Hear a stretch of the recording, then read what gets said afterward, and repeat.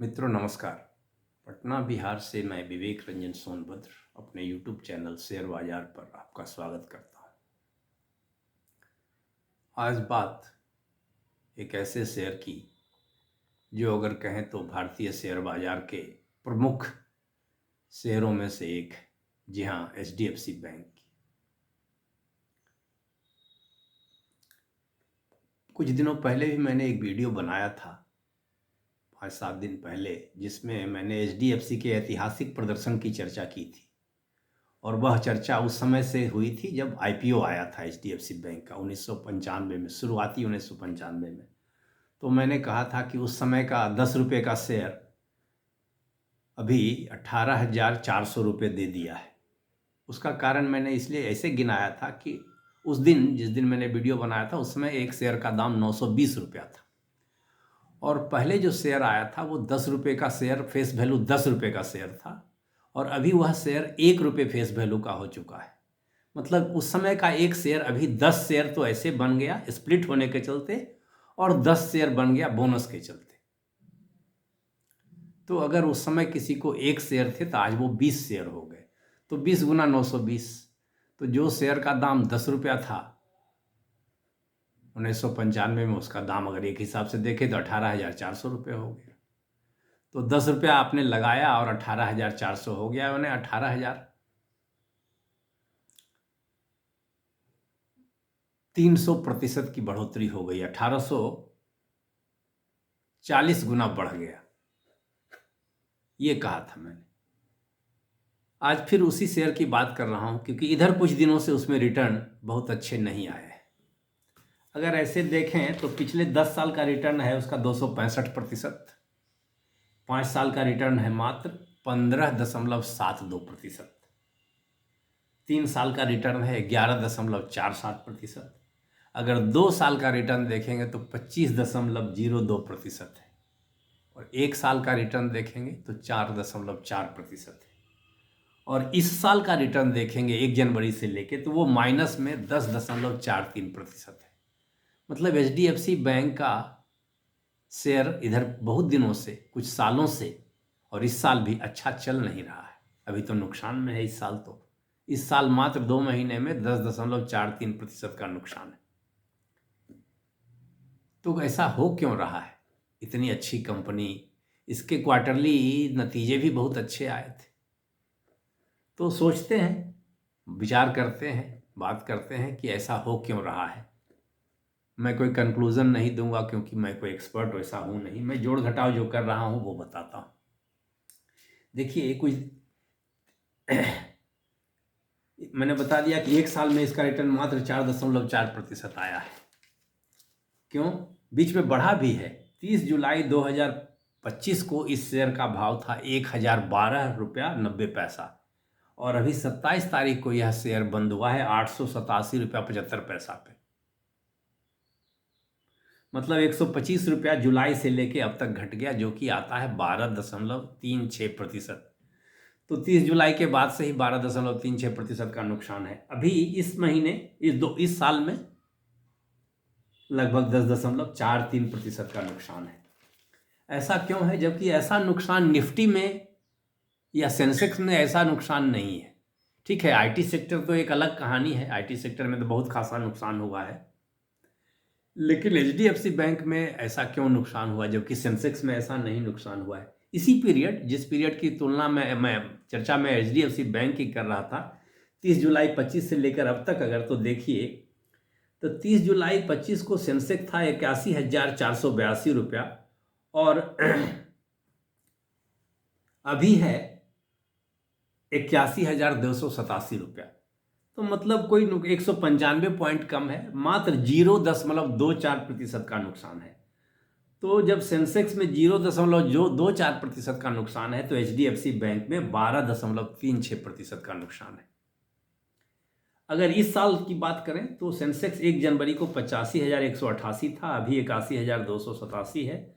मतलब 3,901 पॉइंट का अंतर है, डाउन है। 4.57% माइनस में है, जबकि एचडीएफसी बैंक का शेयर 10.43% माइनस में है। मतलब एचडीएफसी बैंक सेंसेक्स के मुकाबले ज़्यादा खराब स्थिति में है। निफ्टी में भी वही हाल है। निफ्टी 30 जुलाई 25 को 24,885 था, 55 था, अभी 25,179 है, मतलब 324 पॉइंट कम। परसेंटेज टर्म में लीजिए, नहीं 324 पॉइंट बढ़ गया है। परसेंटेज टर्म्स में लीजिए तो 1.3% ज़्यादा है निफ्टी 30 जुलाई 25 की तुलना में अभी।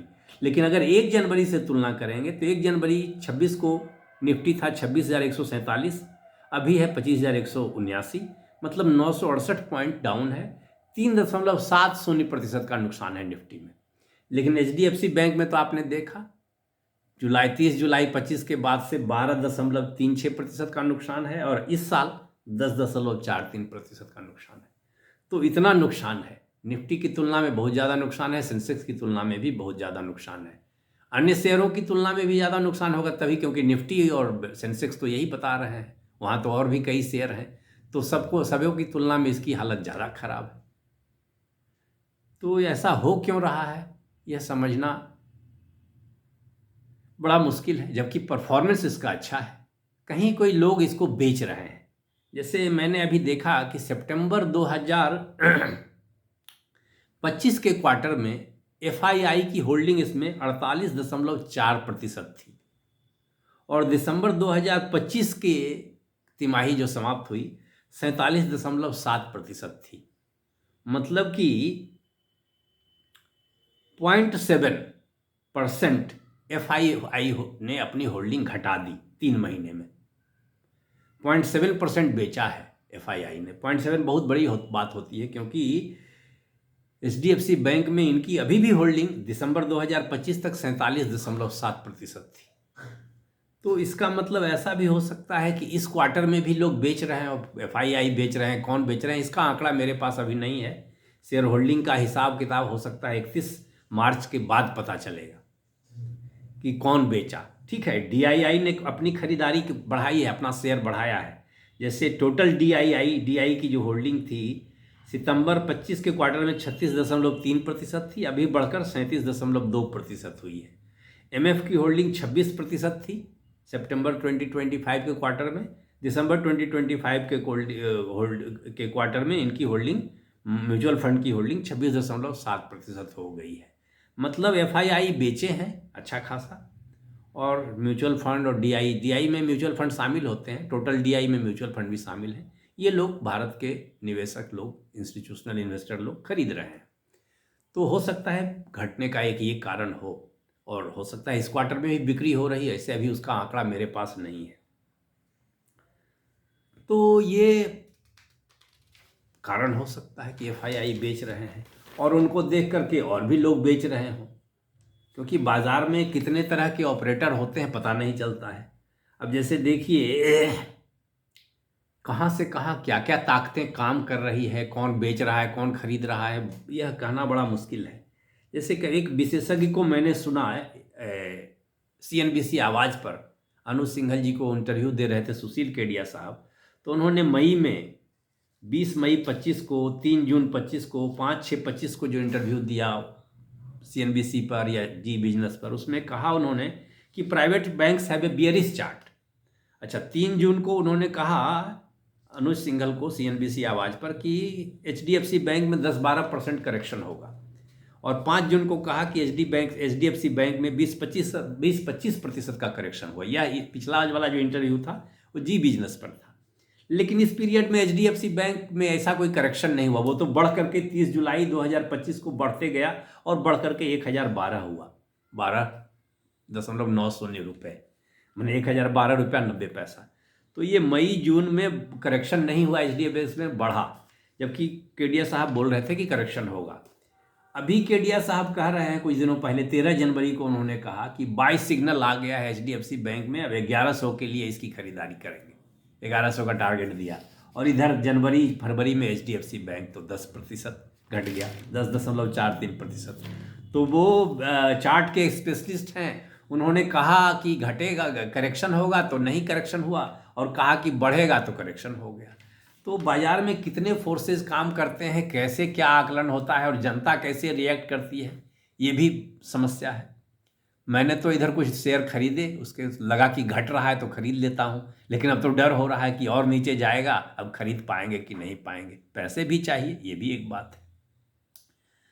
तो एचडीएफसी बैंक क्यों घट रहा है पता नहीं चल रहा है। अंदाजा यही लगा सकते हैं कि हो सकता है एफआईआई बेची हो, क्योंकि पिछले क्वार्टर में उन्होंने बेचा था। अभी बेचा कि नहीं ये मैं नहीं कह रहा, लेकिन घटने का कोई एक बड़ा कारण बीच में आया था कि एचडीएफसी बैंक का जो डेट क्रेडिट डिपॉजिट रेशियो है वो ज़्यादा हो चुका है, मतलब बहुत ज़्यादा हो चुका है। जैसे कोई रेशियो है कि मान लिया बैंक में 100 रुपये जमा हुए तो उसमें से कितना कर्ज दिया, तो एचडीएफसी बैंक का शायद ऐसा हो गया है कि 100 रुपये बैंक में जमा हो गए और कर्ज दे दिया 99 रुपया।